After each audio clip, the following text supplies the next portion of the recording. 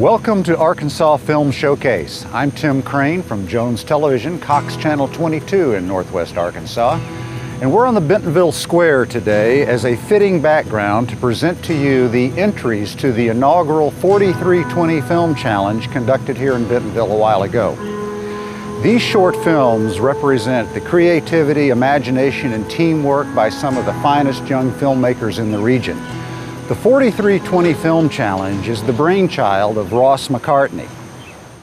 The 4320 Film Challenge is a community event designed in which any and everyone with the ability to pick up a camera and tell a story is a potential challenger. Teams had 4,320 minutes to write, shoot, edit, and create their masterpiece in hopes that their masterpiece would win it all. I realized that there was a moderate-sized independent film community here, and that there was a strong need for an event like this to show off these artists. We have an arts fest that showcases visual arts and performing arts and culinary arts, but there was really a hole or a void for cinematic arts, and I wanted to create an event that involved the entire community, but potentially was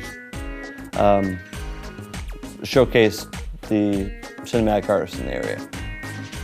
In our world in general, we're entering into an interesting time in which, prior to now, media and the creation of media and films and movies was strictly for the elite. Now, with the prosumer cameras out there, it's now easily accessible to the masses. This year, the theme of the 4320 was hope. Each challenger was required to take the idea of hope and interpret it in their film. Another requirement was, this is the 4320 Film Challenge Bentonville, all challengers were required to shoot at least one scene at the square in Bentonville. For the idea of hope, I think any art form, when you're just to tell a story is one thing, but it's much more of a challenge to tell a story that adheres to an idea or a theme. And then as far as the location requirement, oftentimes going into these competitions, some people may already have it in their mind what they're doing. And by implementation of the requirement of the location and the requirement of the theme, kind of makes it where they have a bit more of a challenge where they can't pre-plan too much before coming into the competition. We had 6 teams, 6 amazing teams. And now, we'll share with you their films. Our first entry in the 4320 is a piece called Maintenance, the story of Tom Brinker. It is produced by Team Pup & Suds and directed by Nick Graves and Ace Rouse. The piece follows the imagination of a young man who is out of work. So sit back and enjoy Maintenance.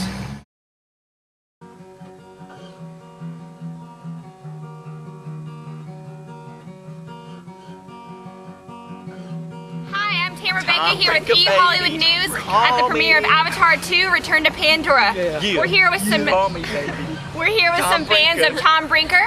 Hi. And we're waiting for him to arrive. Yeah. It looks like he just did. He's here. Here we go. Tom Brinker, yeah! Oh, yeah! Oh my goodness! Tom Brinker! Tom Brinker! Yeah, so scared! I love you,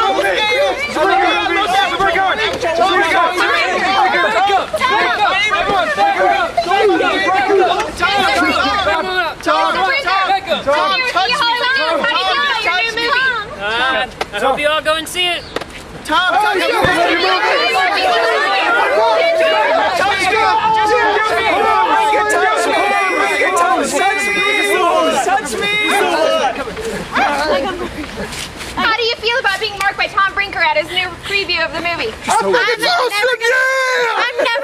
touch this arm again.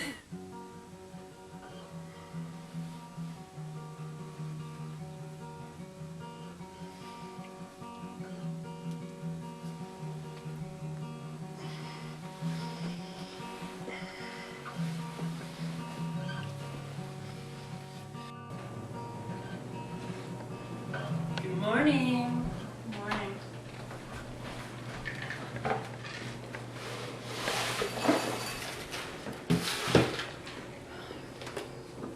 So, you know the rent's due in 2 weeks, right? Yeah, you know we're out of milk, right? Don't get smart with me. When was the last time you had a job? You know that in 5 months the baby's coming. I'll get a job, just stop worrying about it. Great.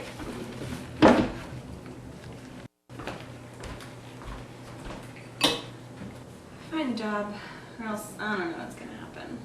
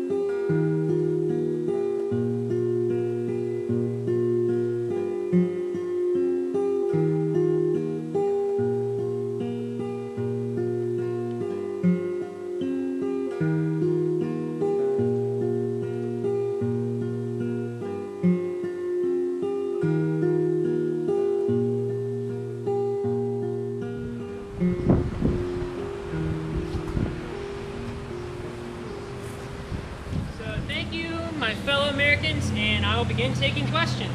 Mr. President, Good. what do you plan to do about the oil spill? You ignore it? Mr. President! How do you feel about illegal aliens? Hope for the best? Mr. President! Yeah, good. What are you going to do with the economic crisis in America? Just blame it on the next president. Mr. President.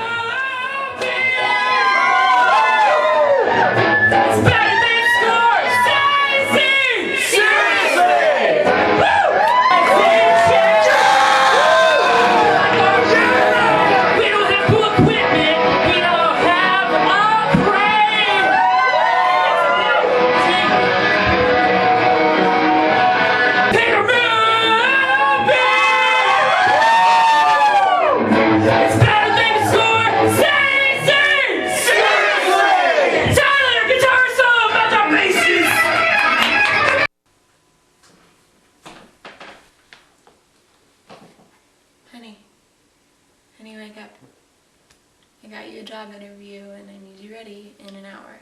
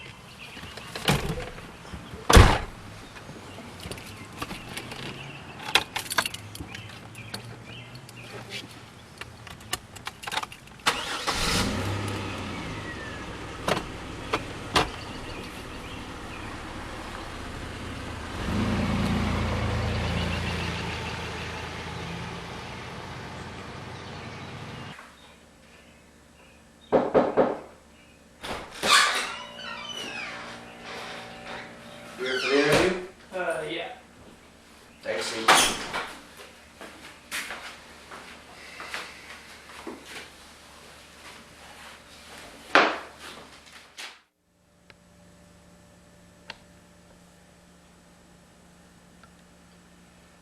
So how many interviews have you been through? This is my first one. This is your first one? Yeah. Man, I applied to 10 different jobs before I got this one.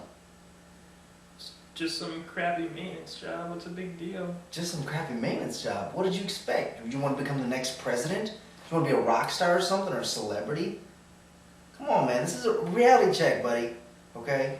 Honestly, man, I just hope that I can continue to provide for my family.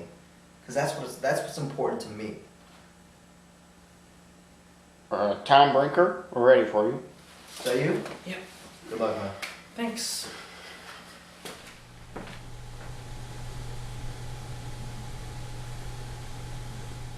Thank you very much, sir. You're welcome.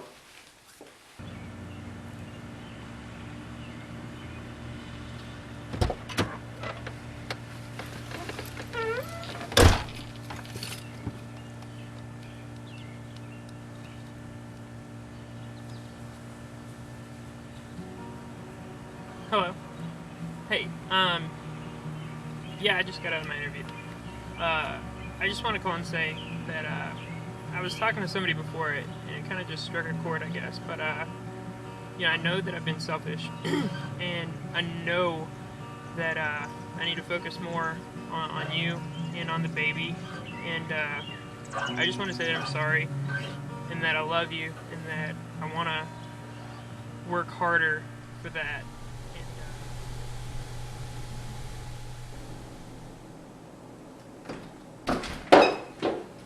Honey, I'm home and I brought pizza! And I've been cooking muffins. Isn't life perfect? Absolutely.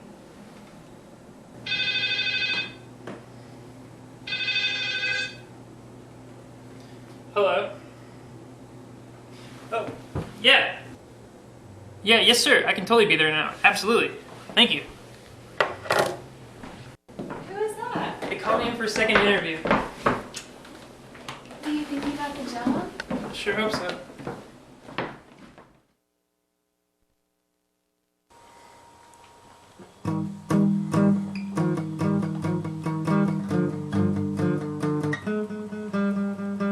"72 hours. Oh, crap. We wasted the first 24, if not more than that. Is it wrong to interject a shameless plug? Our director doesn't feel too bad because he's out for blood. Pick a movie.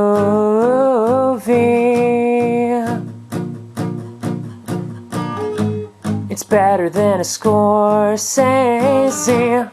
Seriously.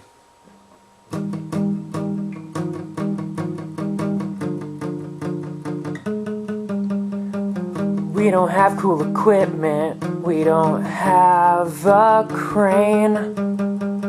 We've never made a serious movie that hasn't entirely changed. We hope you like our film and that our ratings don't fall. Now that we've completely destroyed the fourth wall. Pick a movie. It's better than a Scorsese. Seriously, it is. Yeah, for real.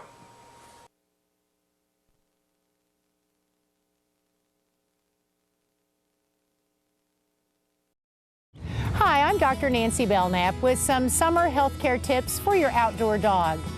Water is simply the most important thing we can remind you of in the summer. Fresh, clean water provided at least twice a day in a non-tip bowl.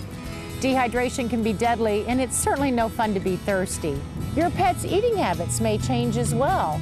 Eating during the hot part of the day is certainly not recommended, so we always recommend that you provide food for your pet early in the morning and again later in the evening. Don't leave food out all day. It can attract bugs and insects. And leaving food out all night attracts wild animals and perhaps predators. And shelter is important for our pets in the summer.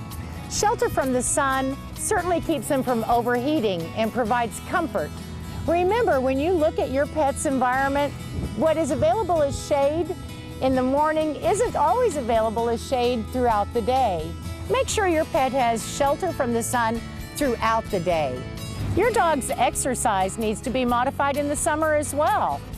Walking a dog in the heat of the day is not good for it. It can burn the pads of their feet if they're on cement or pavement. Make sure that your dog gets mental and physical stimulation in the summer, but do it early in the morning and later in the evening. And no list could be complete without the reminder that no dog should be left in a car in the summer unattended. Any small enclosure and small area without adequate air circulation overheats very quickly. It certainly can become an oven in seconds, in minutes, and many animals die from that every year. We want to make sure your pet stays healthy and has a great summer, so take good care and remember they have feelings too.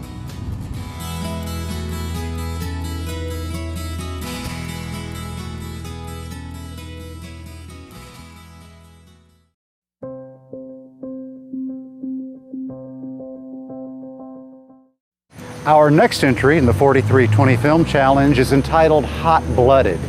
It's a tale about a man trying to save the world from a deadly plague.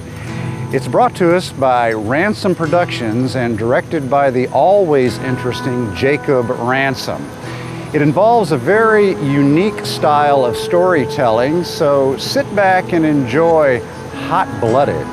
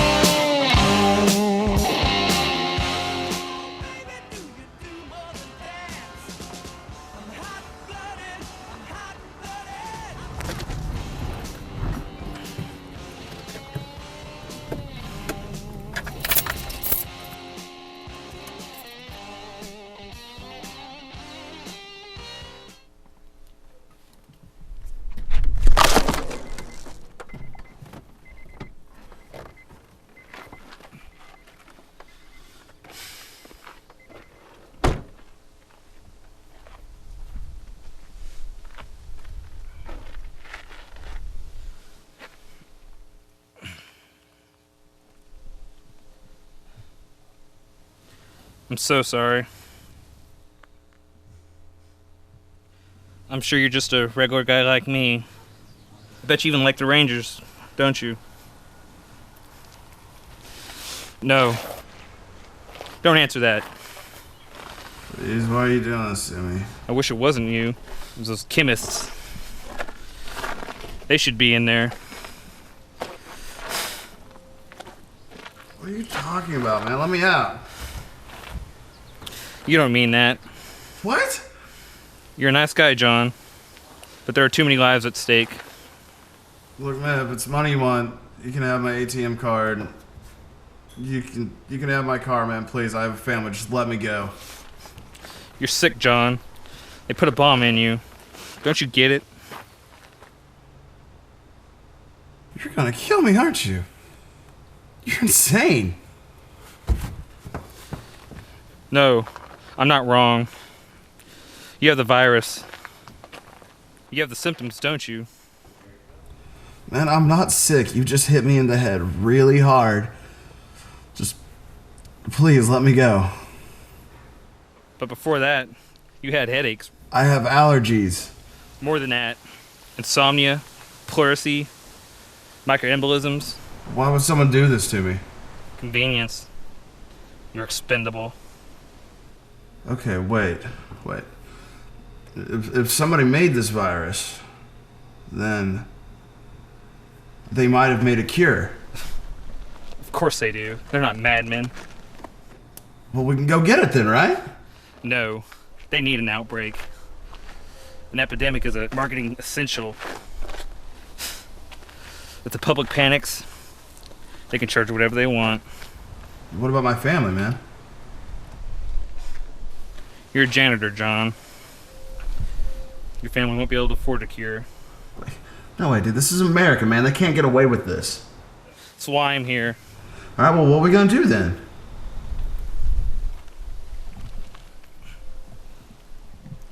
The virus can't survive in high temperatures. How high? I'm going to have to burn you, John. What? Thy Father in heaven, hallowed be No thy way, man. name. No. Thy kingdom No. come, thy will be done, on earth as it is in heaven. Give us this day our daily bread. Forgive our trespasses, as we forgive the trespasses done unto us. Do not lead us into temptation, but deliver us from evil. Yours is the kingdom, the power, and the glory. Amen.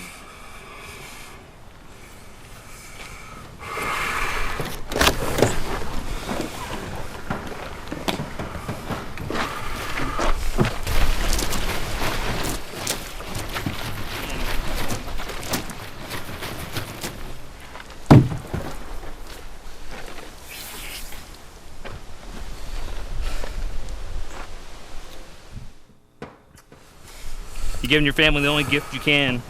Okay. Hope.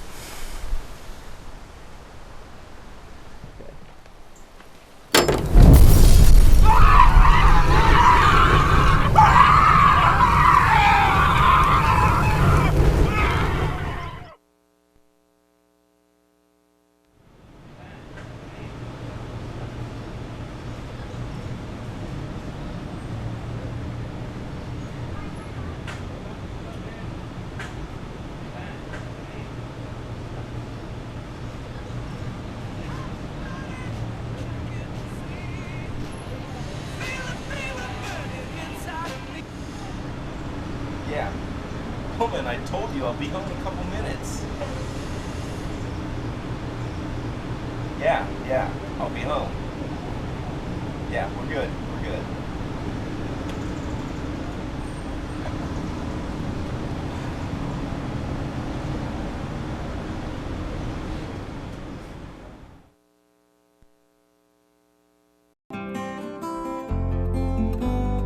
Children's House has spent the last 24 years helping abused and neglected children and their families. But because of their small, outdated facility, they were only able to help 22 hurting children when there's so many more in our community that desperately need help. But now, thanks to the generosity of those in our community, the Campaign for Children will expand the reach of this valuable Northwest Arkansas nonprofit. When the new Children's House Center is complete, it will be the largest long-term treatment center for abused and neglected children in the United States. Right now, 1 out of every 3 children in the United States that is being abused is under the age of 3. The new center will allow us to work with children as young as 6 weeks of age. Northwest Arkansas stepped up to the plate for Children's House. People have still come forward and said, this is important. This is something that, in spite of economic hardships that I may be dealing with, this is something that I am going to continue to support. We at Jones Television Channel 22 say thank you to those nonprofit organizations in Northwest Arkansas that do so much to help so many. I'm Carolyn Long. This has been your Nonprofit Spotlight.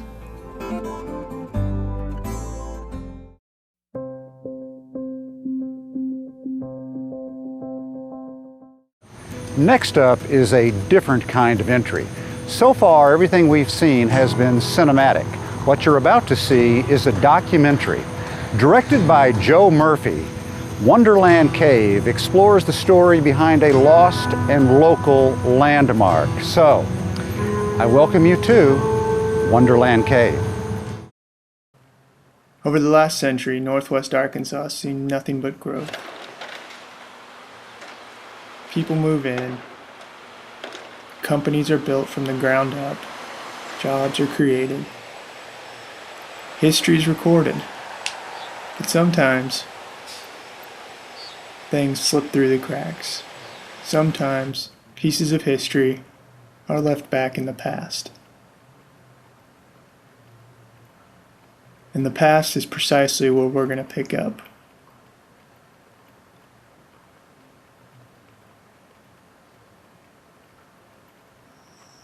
Wonderland Cave of Bella Vista, Arkansas, used to be the world's largest underground nightclub. And at one time, a Saturday night would have more than 2,500 guests in a cave dancing to big band music. The cave.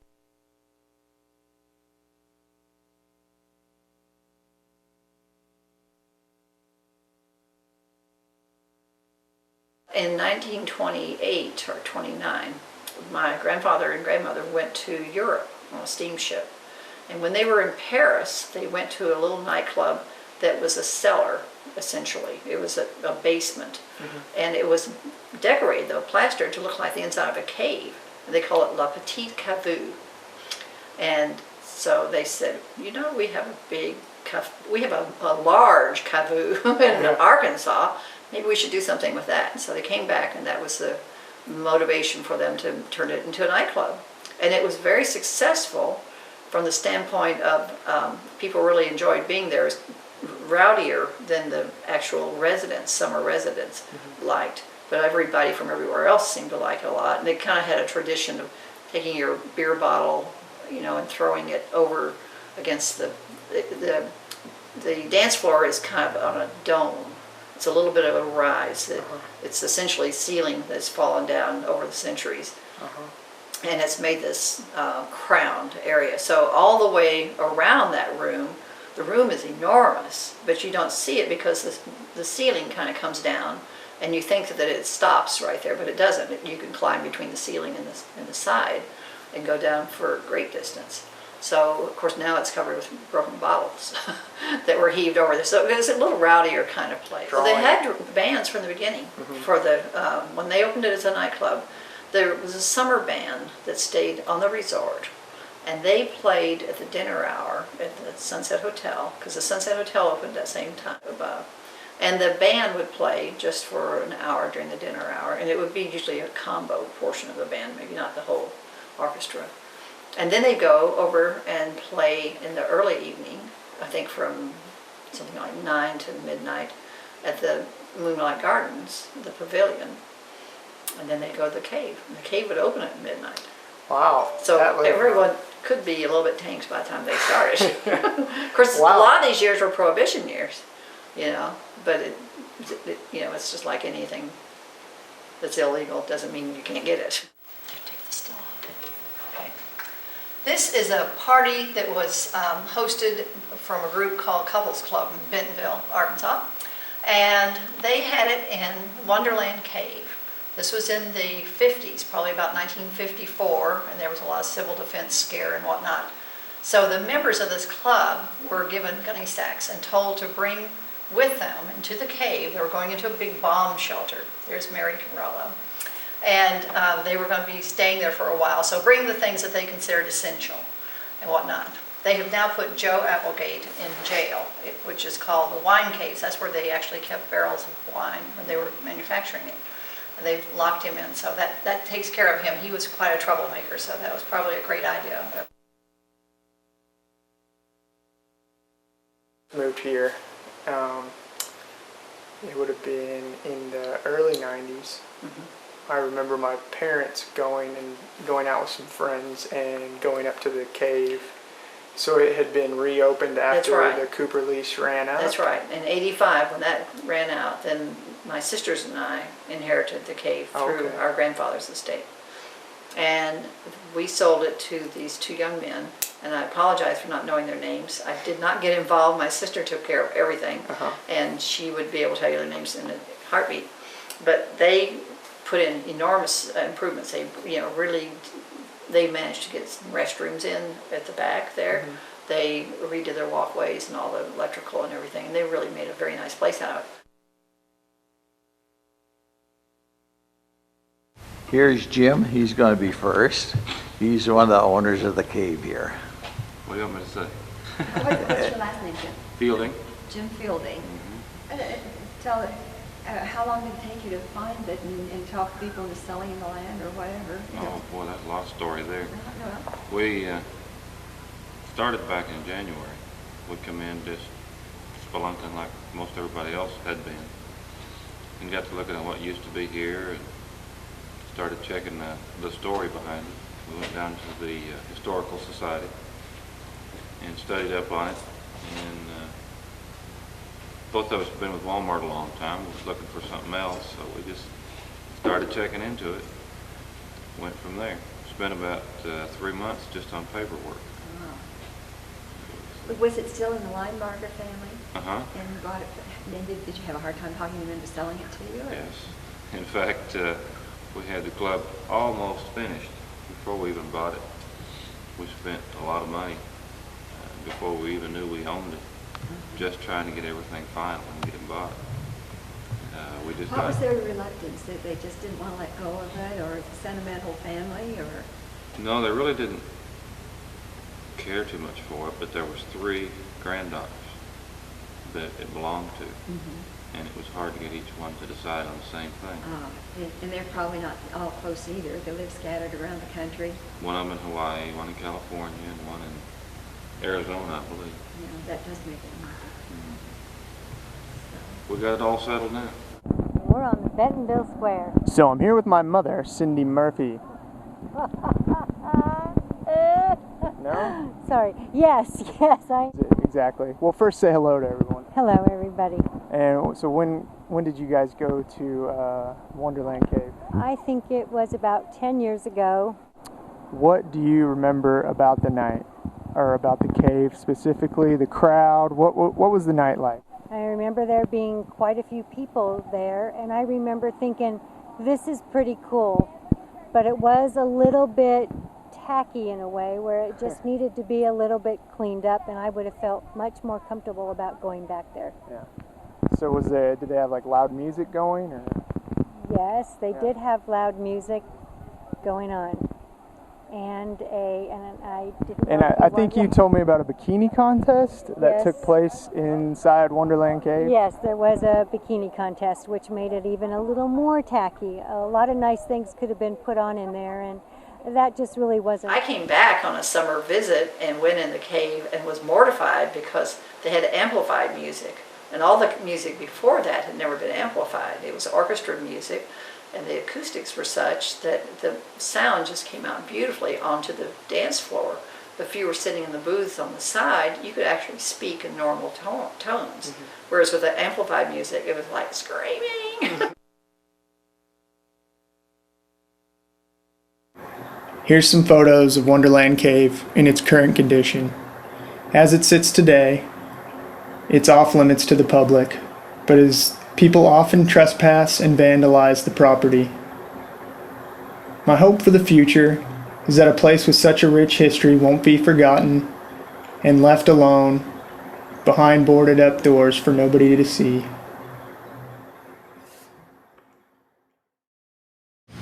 Please stay tuned. When we return, we'll take a look at our first finalist in the 4320 Film Challenge on Arkansas Film Showcase. Hi, I'm Matt Woolley from Calling Tokyo.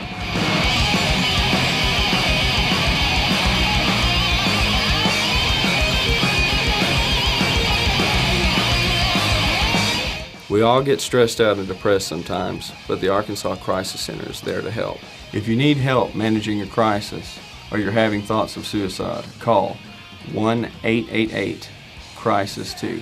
There's always someone available to help.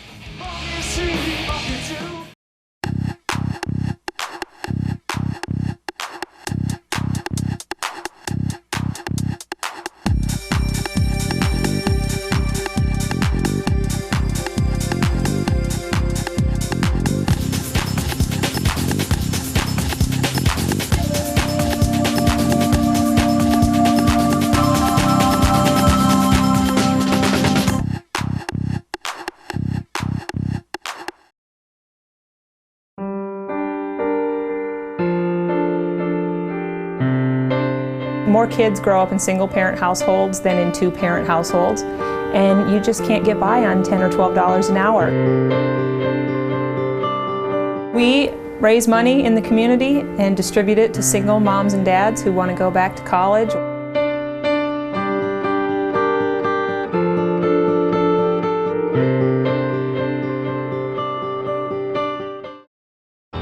They just keep coming, and the stack continues to grow. The credit cards seem to be a good idea, but we've got too many, and they're all practically maxed out. I've got to get some help. This money crisis is taking over my life. There is help. Get out from mounting debt. Visit our website or call Credit Counseling of Arkansas today.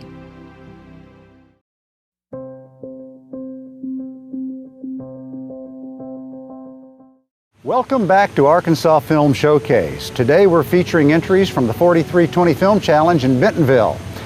Our next piece won third place overall and also won honors for Best Use of Location. To tell us more about the entry entitled Splish is director Chase Goforth.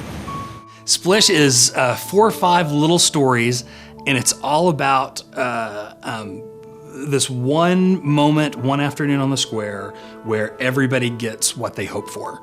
And it doesn't always turn out the way they thought it would, but they get the thing that they're hoping most for. Splish was completely a team effort.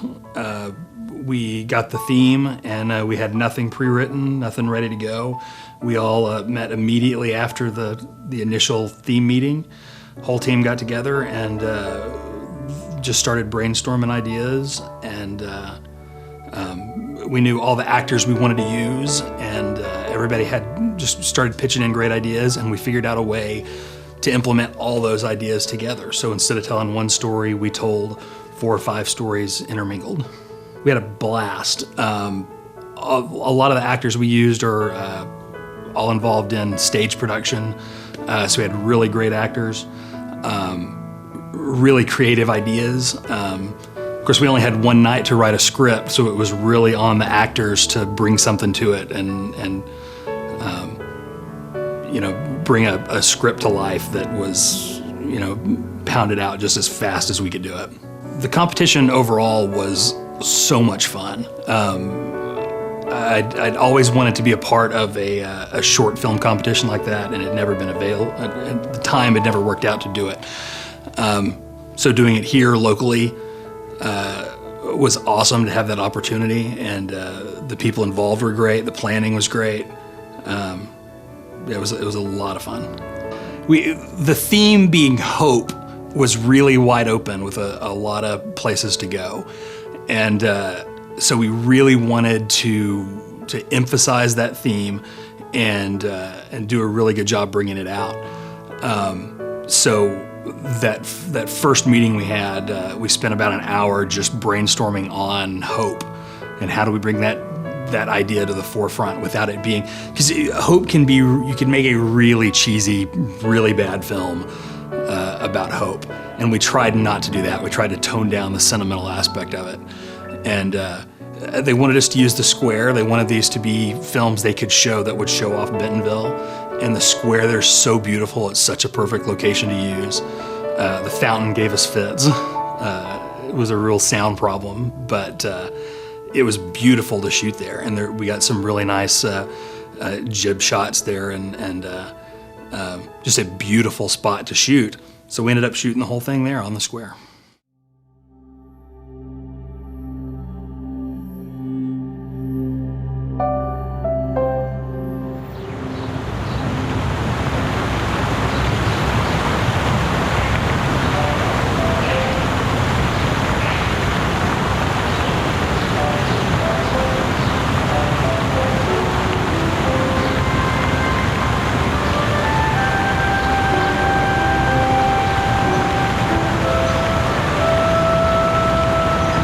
Mom, Mom, Mom, Mom, Mom, Mom. Yes, I'm holding for Dr. Carter. Yes, I'll hold. Still holding. Can I get a piece of candy? Baby, I don't have any change, so I'm gonna have to use my debit card. I'm waiting on Dr. Carter. As soon as I get through talking to him, I promise we will go and get something cool to drink and I'll buy you a piece of candy. You're sick. I know, and I will. Promise? I promise. Go play with your army men.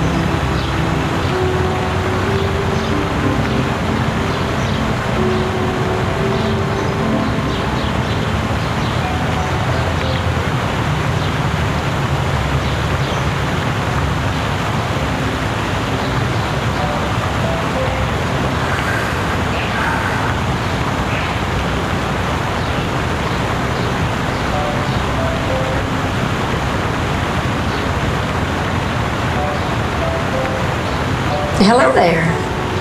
Hi. Who's winning the war? This guy. He's gonna win. He has the high ground. You're pretty clever. Preston, leave her alone. Get back over here. Oh, he's not bothering me. I'm barely reading my paper anyway. I just come outside to get a little fresh air. I had a boy once. I can defend myself. I'm gonna get some candy after this when my mom's done talking on the phone. My little boy loved candy too. Blue. He didn't care what it tasted like as long as it was blue. Did he like the army? He did. Still does. He's in the military. Does he fight? He's a medic. He takes care of people who are hurt. When will he come home? Soon, I hope.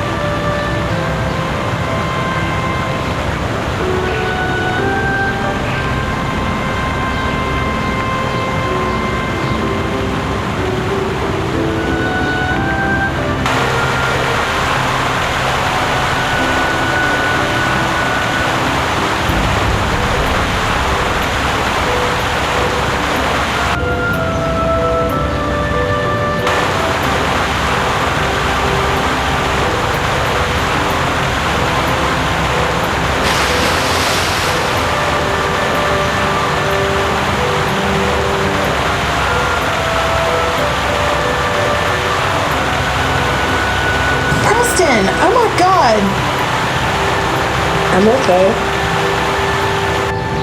You're supposed to be playing with your army men. I'm so sorry. I'm so sorry. Fine. Really, I'm fine. It's fine. You okay, kid? I'm fine. Good. Nice dive. A little splashy on the entry. I'm sorry. I'm so Fine. sorry. It's fine. I'll just get a paper towel.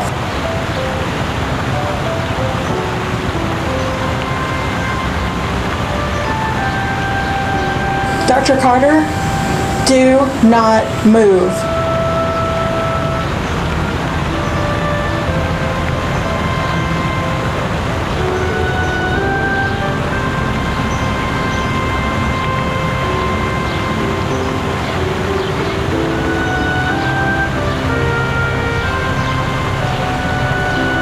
Did you have an accident? Yes.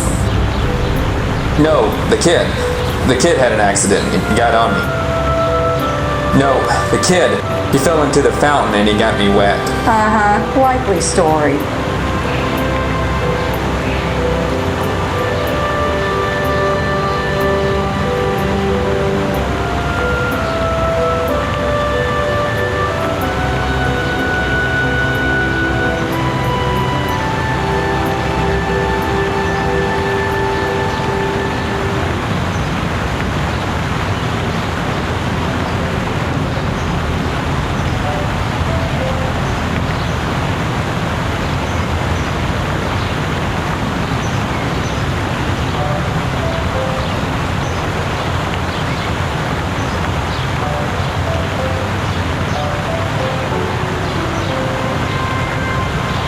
Hello? Dr. Carter? Oh, thank goodness. Hello, Miss McClory. I'm sorry to keep you waiting. I have some good news here, but there was something I needed to double check with the lab about. First, the test shows your sample completely benign.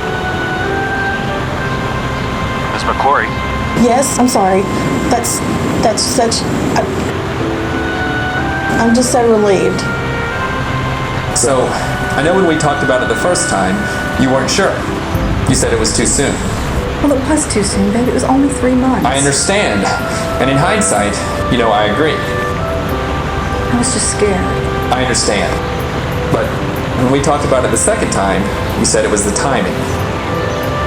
That wasn't supposed to be hurtful. It's just with my dad being ill and I'd started that new job. I understand. I completely understand. But I wondered if maybe now we could talk about it again. In fact, I had hoped John, that... please. I had a feeling this might be what you want to talk about tonight, but before you say anything else, let me explain some things.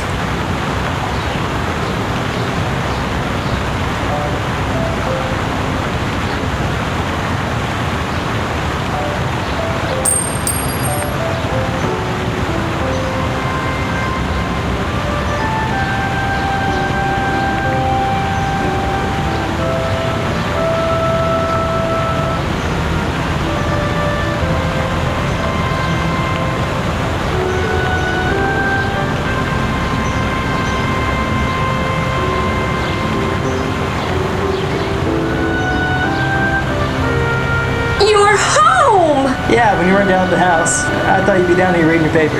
I can't believe you're finally home. Why didn't you tell me you were going to come home?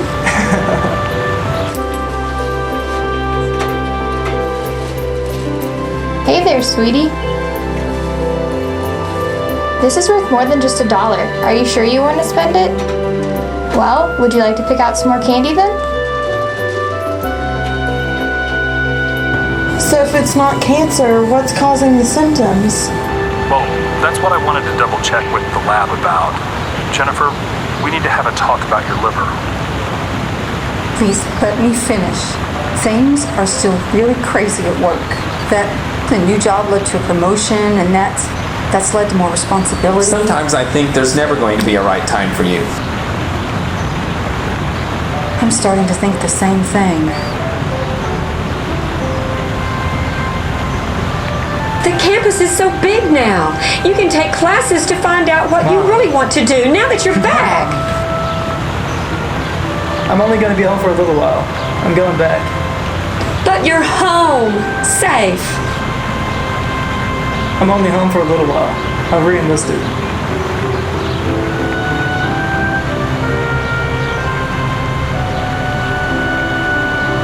But it's treatable? Absolutely, but we need to run more tests because there are literally hundreds of possible causes. Damage seems to be in an early stage, and the liver is a resilient organ. So this is a trade-up? Definitely. You need to check your schedule, call the front office, make an appointment for some tests. Thank you. Thanks so much. Where did you get that?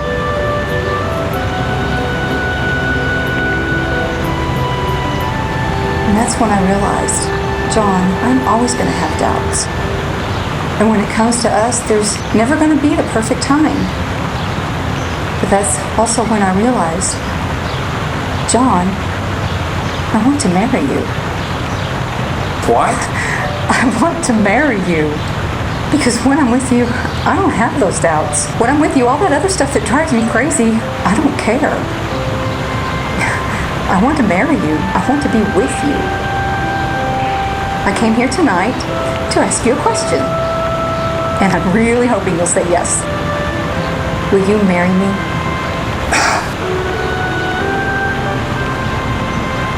So I'm guessing that's a yes?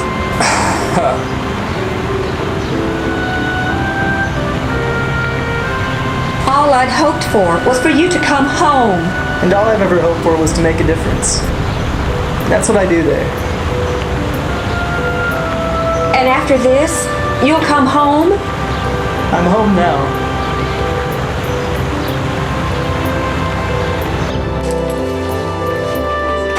Powerball, these numbers. Here you go. Oh man, I'm all out of change again. Don't suppose you'd be interested in this. Cool.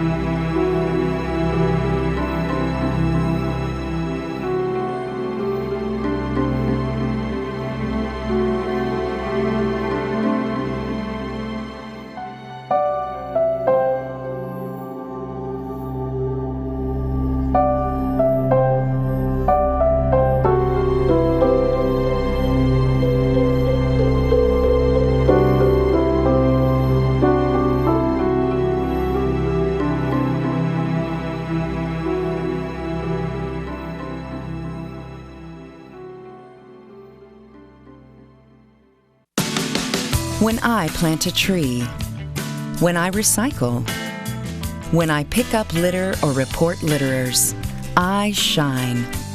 Imagine how brightly Arkansas will shine when we all work together to protect and improve its natural beauty. We can make and keep Arkansas clean and green. It's time to shine. Visit keeparkansasbeautiful.com to learn how you can help Arkansas shine.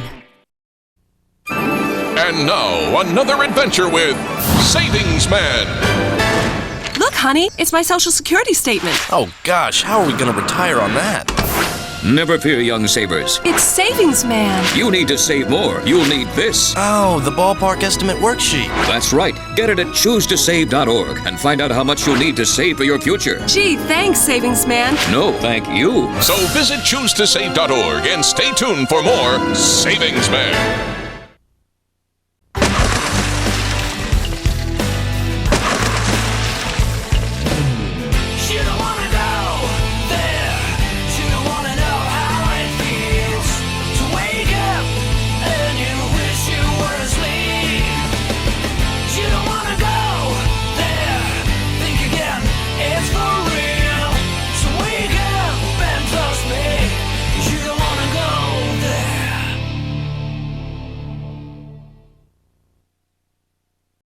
Somos la minoría más grande de América. Done sangre y done vida. Seguro, no duele, es confidencial. Cada vez de que dono estoy salvando 3 vidas. Por lo cual que yo dono sangre. Pues me trató bien, se me hizo familiar. Bien, gracias. Muy grande todo. Su sangre podría salvarme a mí. ¿Está bueno? Mi sangre podía salvarle a usted.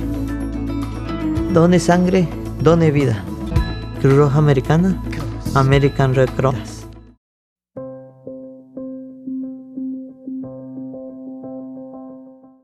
Welcome back to Arkansas Film Showcase. Our next entry is the second runner-up in the 4320 Film Challenge and won the award for Best Overall Production Quality. And if you look real close, you might even see me in a very small role. Now, here to tell us more about A Midsummer's Life Crisis is director Mike Maroney. Well, the idea was originally, I had vicariously heard it from a friend of Superman sitting on a porch having dark thoughts. That's as much as the idea was. And then I went ahead and took it and thought, well, what if I placed him in the first Superman movie where it's right after his parents die, but before he becomes Superman. And he's not Clark Kent, he's not a journalist or anything like that. And I just thought it'd be interesting to write a monologue of Superman, why he does the things he does. He has all these powers, he can do whatever he wants.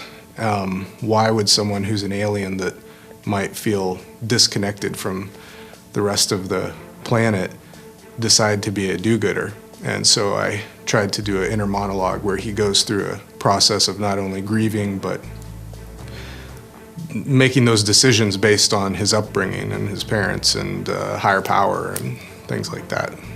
I entered it without really a competitive attitude. I already had the idea for Superman, and I was happy to win Best Production, but I just wanted to do the idea.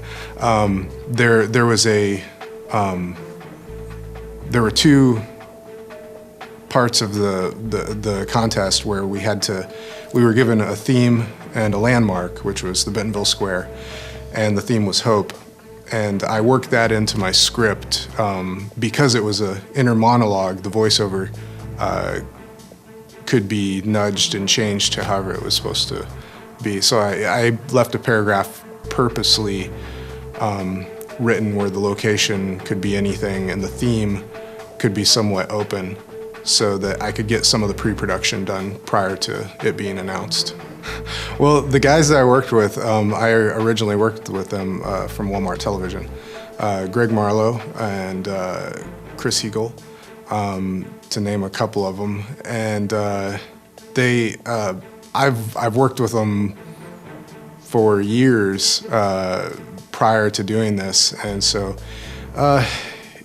when you work with people for a long time, you just learn their quirks and how you work together. They knew that basically it was my baby, but they also had some input that would help, and I've just always enjoyed working with them. I didn't even consider it being a risk doing Superman. I purposefully left it vague so that it didn't just blatantly say, oh, this is Superman, by the way. When you watch it, you'll notice that he never once refers to himself as Clark Kent. He never says, I'm Superman. When he talks about The Rock, he doesn't even say kryptonite. The only part that even suggests it is the fact that he flies and he has super hearing and strength. And then also, during the credits, there's some hints at it. He finally does get named as Clark, and it was Lana who was calling him, which is Lana Lang from the movie and the comic book. And then the very last phone call is supposed to be Perry White, and I only had him say, this is Perry, chief editor at the Daily P instead of Daily Planet. So I didn't really hook any of it into it. I did, in the music, I slowly bled in the Superman riff that you might hear at the end. Honestly, I think somebody could watch it. There were some people that were watching it that didn't even know it was Superman. There were kids that knew right away. I thought it was really funny. There were some old people that were like, I don't get it, why'd he fly away? And then there were some kids that immediately were just like, it's Superman, before he even did anything. That I was like, wow, that's pretty intuitive. The kid can figure that out just based on little hints at it at the beginning.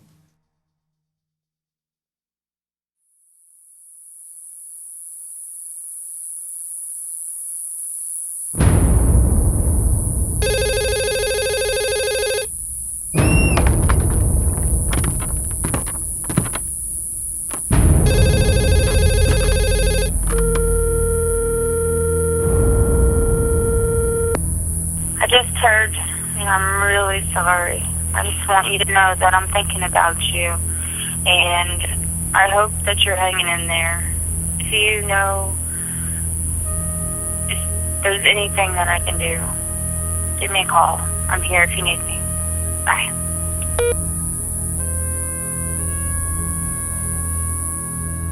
Need? I don't need anything. The sun. I need the sun. I don't need anything else. I could never be with her. Ultimately, the results would be a catastrophe. She's so different from me. Weak. Frail. They weren't even my real parents. I'm alone. This isn't my home. Need? I can't be harmed. I haven't felt anything in so long. Since he took me to the square.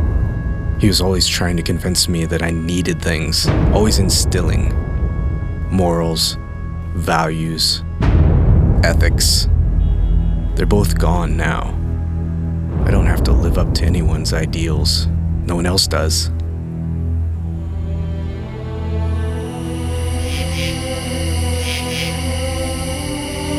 These people. War, famine, disease. You strip away everything, and it's all about their own needs. Why should I care? I can do whatever I want. No more ideals, no more hiding what I am. I'm so tired of being different and hiding it. I can make them stop fighting. I can shape the world into what it should be. I'll make sure all have enough.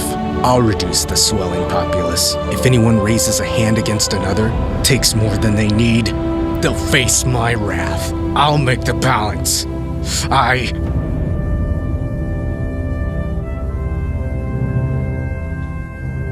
I'm hurting. I hate being different. She understands me. She's different from the others. She's like Ma, Pa. She's stronger than I am. She has hope. She strives to make a difference, like him. That was the one time I felt what it was like to be helpless, to be in pain. That rock. I reached out for him and broke his arm. Even hobbled, he knew that I was hurting. He knew that I was weak and scared. He understood what it's like. She understands that. I'm hurting. I may never be able to be with her, but I remember what it's like to hurt. I am powerful. Super. But just a man.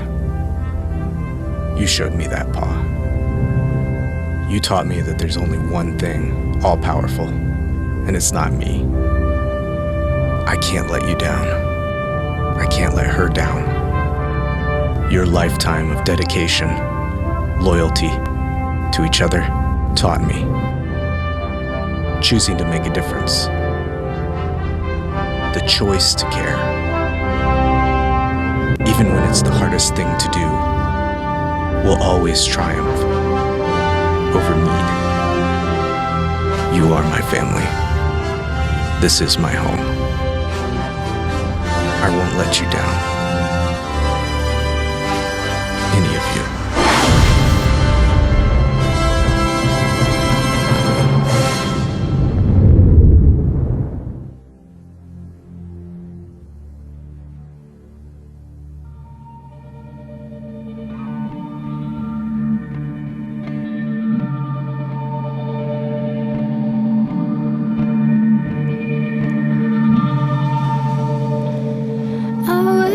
This time in darkened room, the sun is on the brink. I know it will be here again, warming my face, touching my face.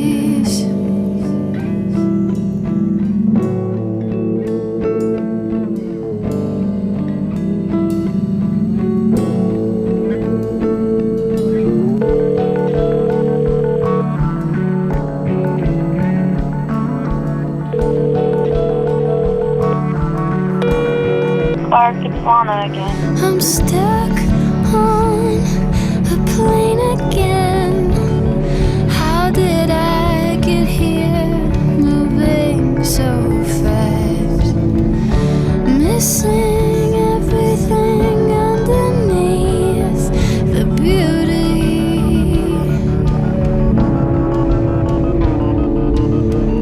I don't mean to keep bothering you. Just give me a call, okay? I want to know that you're doing all right. Call me as soon as you get this message, okay? Bye. Now I got something to reach for. Now I got something to reach for. Now I got something to reach for.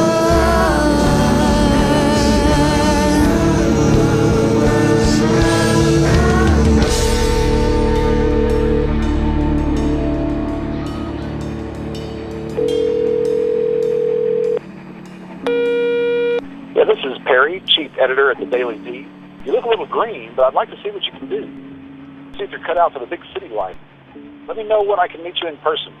Okay, I hate these stupid machines. Stay tuned, and when Arkansas Film Showcase returns, we'll view the winning entry to the 4320 Film Challenge. Hi, I'm Dr. Nancy Belknap with some summer healthcare tips for your outdoor dog.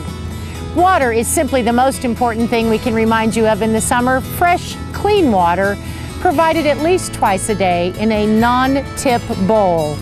Dehydration can be deadly, and it's certainly no fun to be thirsty. Your pet's eating habits may change as well. Eating during the hot part of the day is certainly not recommended, so we always recommend that you provide food for your pet early in the morning and again later in the evening. Don't leave food out all day. It can attract bugs and insects. And leaving food out all night attracts wild animals and perhaps predators. And shelter is important for our pets in the summer. Shelter from the sun certainly keeps them from overheating and provides comfort. Remember, when you look at your pet's environment, what is available as shade in the morning isn't always available as shade throughout the day. Make sure your pet has shelter from the sun throughout the day. Your dog's exercise needs to be modified in the summer as well. Walking a dog in the heat of the day is not good for it. It can burn the pads of their feet if they're on cement or pavement. Make sure that your dog gets mental and physical stimulation in the summer, but do it early in the morning and later in the evening. And no list could be complete without the reminder that no dog should be left in a car in the summer unattended. Any small enclosure and small area without adequate air circulation overheats very quickly. It certainly can become an oven in seconds, in minutes, and many animals die from that every year. We want to make sure your pet stays healthy and has a great summer, so take good care and remember they have feelings too.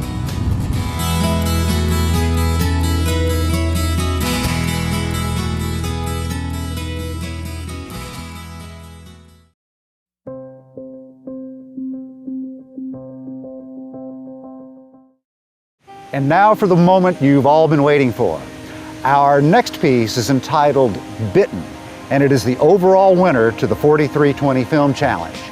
This is produced by a group who call themselves The Professionals. Now here to tell us more about Bitten is actor Jason Sewell. I think we began by, we got our, I guess, the criteria that we needed to do the film by, and we sat down that very evening. We sat down and we just shot out some ideas about different things.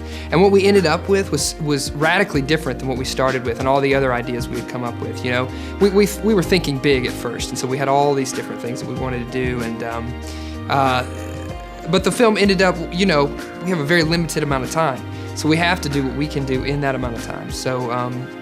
So the writing process went a little bit like that. We concepted it, and then the person who ended up doing a lot of the work on the film, the director, Landon Carpenter, went home and cranked out a script that night. We had it in our hands by the next day, and we were shooting that next afternoon, evening. So we were interested in the idea originally of a person who had come home from war and who who was dealing with some different things in his mind, post-traumatic stress type things, and then we just introduced the idea of what if it was not a psychological thing, but something physically had altered his state of mind. And so we went with the idea of getting bitten by a mysterious insect, and there was no cure for it. Of course, one of the criteria for the film was that it had to include hope. So we had to include that element as well. So although this guy is down and out, looks like things are bad for him, he's not gonna be able to make it, he's losing his mind because he's been bitten by this bug. Of course, we had to add in some hope there at the end of the film. That team of people that were working on this project in particular, we always have tended towards comedy. Like when we get together, it's funny stuff. And so when we started throwing out all these funny ideas at the beginning, and then we were like, well, maybe we should take a more serious turn on it. One of our guys, his name's Tom Perrone, he ended up playing a part in the film, and I mean, we all kind of helped everybody do everything, so he did a lot of stuff. But in the film, he plays the driver, the person who comes to pick my character up. And he's had a lot of experience. He has a military background. And I believe a person in his family is doing some research on post-traumatic stress type stuff. And so we just began to follow that thought process out and see how that could have played out. And like I said before, I mean, we had it was gonna be a blockbuster. It was gonna be Hollywood style. We had all these different ideas we were gonna do. And obviously we had to scale that down and make it feasible to film and shoot 72 hours in Northwest Arkansas. Oh, we had a blast, man. We had a blast. We had myself working on it. Juan Martinez and Landon Carpenter are two people. Landon ended up being the director. Juan did a lot of work for it as well on the creative side of things. Tom Perrone, who I've mentioned, he also was a tremendous asset, and he has a film school background, so he was bringing in different shots that you'll see in the film were his idea. The shot where a car seemingly almost hits my character before my character passes out. Well, that car was like not even anywhere close to me. But because of the camera, Tom's brilliant idea there, it looked like he was, screeching to a halt right before me. So we had him on the team. Cassie Self, who is a tremendous talent in her own right, and has worked on a lot of films. She was in the film as well. Seedling Film Association has been one of my passions over the last, I guess almost year, 8 months to a year. Seedling Film Association, we exist here in Northwest Arkansas for a few reasons. Number one is to promote independent film and independent filmmaking here in this area. We also are a great source of education for people who want to get a start in the business, a leg up, and networking opportunities, because not a lot of people realize how many resources in the film industry exist here in Northwest Arkansas. Production houses, producers, people who are known in the business, filmmakers, obviously. There's a lot of equipment, there's a lot of money, there's a lot of talent in the area. And so Seedling Film Association, really, we exist to promote that and to get those people in the same room, and let's do something together and let's network. We're screening outdoor independent movies this summer, and that's all building up to our film festival, the Offshoot Film Fest that we're having October 7th through the 10th. We're hosting that in Fayetteville. Very excited about it. We've already gotten some great films submitted to us, and we're really looking forward to sharing that with the community.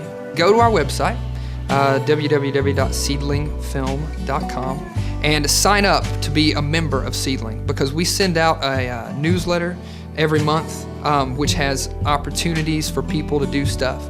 We are in the process of creating a database of all the different people that we know in the area and their area of expertise. So if you're an actor, you're looking to do something, sign up with us, sign up on our membership database, and if something comes along, if there's a casting call maybe, or if you're a camera operator and we need that sort of thing, you would be the first to know about that. So sign up on our website, obviously, friend us on Facebook, and show up to our events. Make yourself known to us. We are just out there in the community. We are striving to get people to know who we are. We want to know who you are. We want to get you plugged in and involved with us.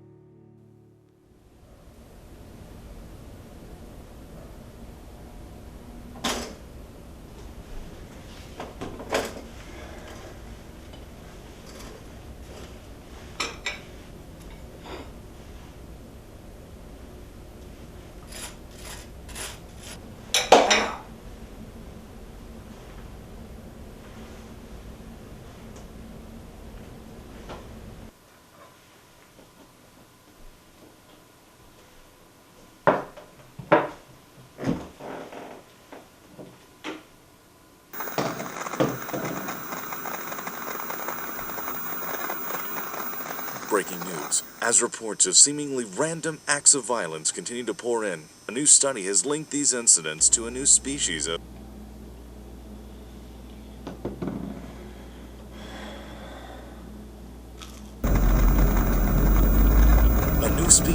with toxic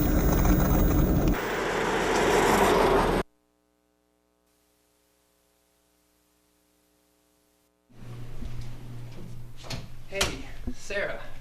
Oh, hey, Craig. This place is dead tonight. Well, half the shift called in. But at least the phones haven't been bad. Well, you know you can count on me. If everyone were like you, Craig, I wouldn't even have a job. Well, all right then. See you, Craig. Later.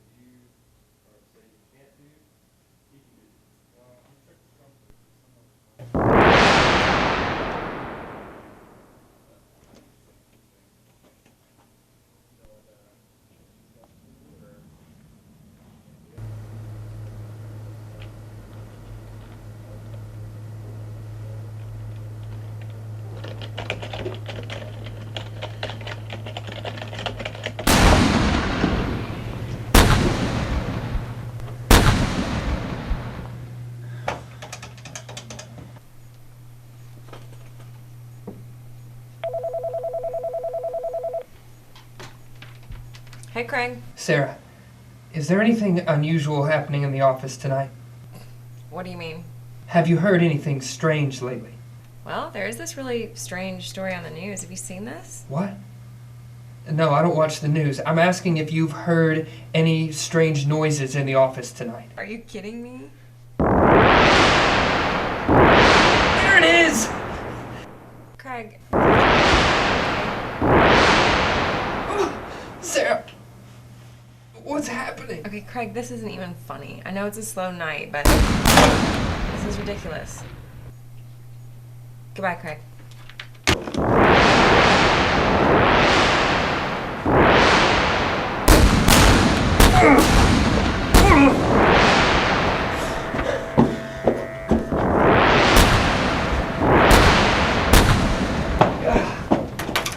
Craig, what's happening?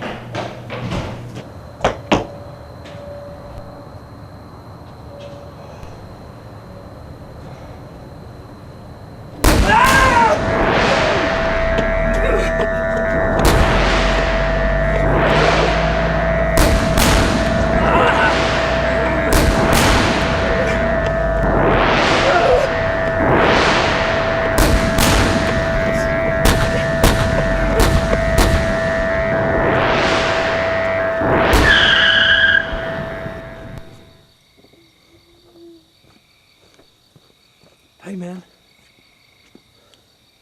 Are you all right? Hey.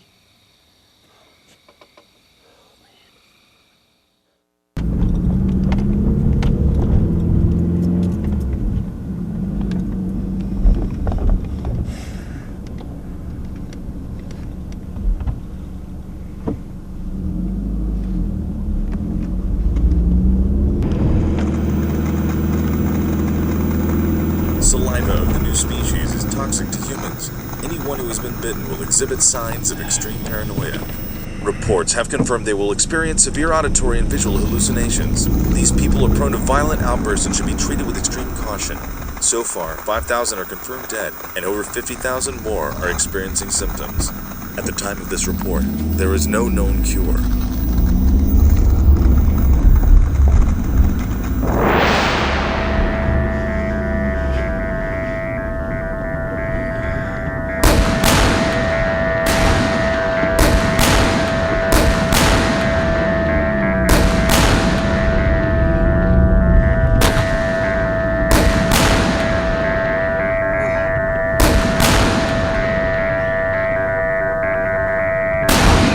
Pull over!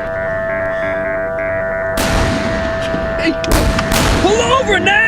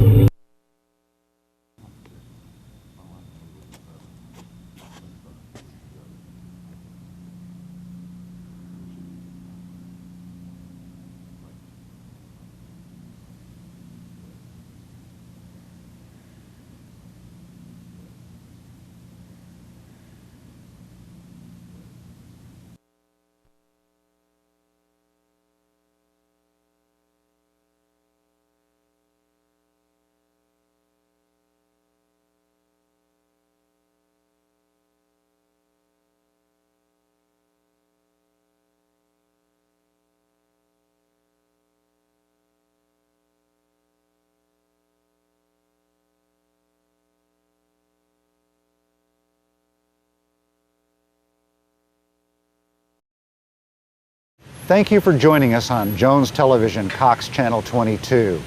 We've been proud to bring you the 4320 Film Challenge. You know, showcasing people from our local community is just part of what we do at Jones Television. To learn more about what we do, please visit our website at jonestv.org. I'm Tim Crane, and thank you for watching Arkanasas Film Showcase.